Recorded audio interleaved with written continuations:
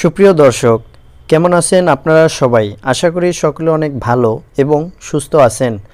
Medicine tips চ্যানেলের পক্ষ থেকে সবাইকে জানাচ্ছি আন্তরিক শুভেচ্ছা এবং অভিনন্দন। দর্শক, আজকের ভিডিওতে আমি আপনাদের সামনে যে সিরাপটি নিয়ে আলোচনা করব তার নাম হচ্ছে ডেক্সপোটেন প্লাস। এটি তৈরি করেছে escape pharmaceuticals limited.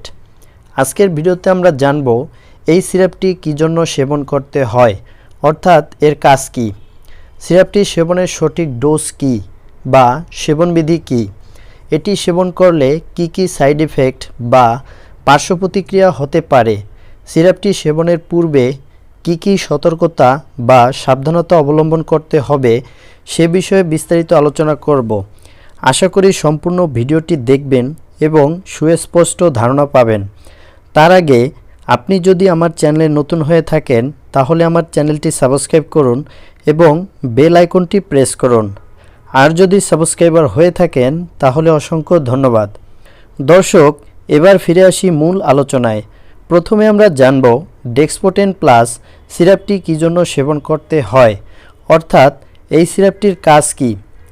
Dexpotent plus সিরাপটি শুষ্ক কাশি ভালো করে, বুকের কফ পরিষ্কার করে, সর্দি ভালো করে, সর্দির কারণে নাক বন্ধ হয়ে গেলে তা ভালো করে, গলা চুলকানি দূর করে, হাসি, নাক, গলা বা চোখের চুলকানি দূর করে, নাকের ফোলাভাব দূর করে। এই সকল সমস্যায় একটিমাত্র সিরাপ ডেক্সপোটেন প্লাস খেলে ভালো হয়ে যাবে। এবার জানব সিরাপটি সেবনের সঠিক নিয়ম সম্পর্কে। প্রাপ্তবয়স্ক এবং 12 বছরের উপরে যাদের বয়স তারা 1 চামচ করে দৈনিক 4 বেলা সেবন করবে। 6 থেকে 12 বছরের শিশুরা হাফ চামচ করে দৈনিক 4 বেলা সেবন করবে অথবা ডাক্তারের পরামর্শ অনুযায়ী সেবন করবে। ডেক্সপোটেন প্লাস সিরাপটি সেবন করলে যে সকল সাইড ইফেক্ট বা পার্শ্ব প্রতিক্রিয়া হতে পারে তা হলো ঘুম ভাব, ঝিমুনি, নাক, মুখ, গলা শুষ্ক হতে পারে।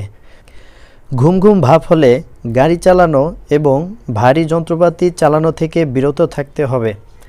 গর্ভবতী মায়েরা এবং যে সকল মায়েরা বাচ্চাকে বুকের দুধ খাওয়ান তারা এই সিরাপটি খেতে চাইলে অবশ্যই ডাক্তারের পরামর্শ নিতে হবে। সিরাপটি আপনার আশেপাশে যে কোনো বড় ধরনের ফার্মেসিতে পাবেন।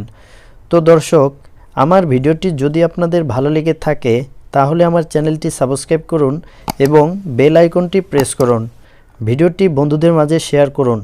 সকলের সুস্থতা এবং দীর্ঘায়ু কামনা করে আজকের মতো বিদায় নিচ্ছি। ধন্যবাদ।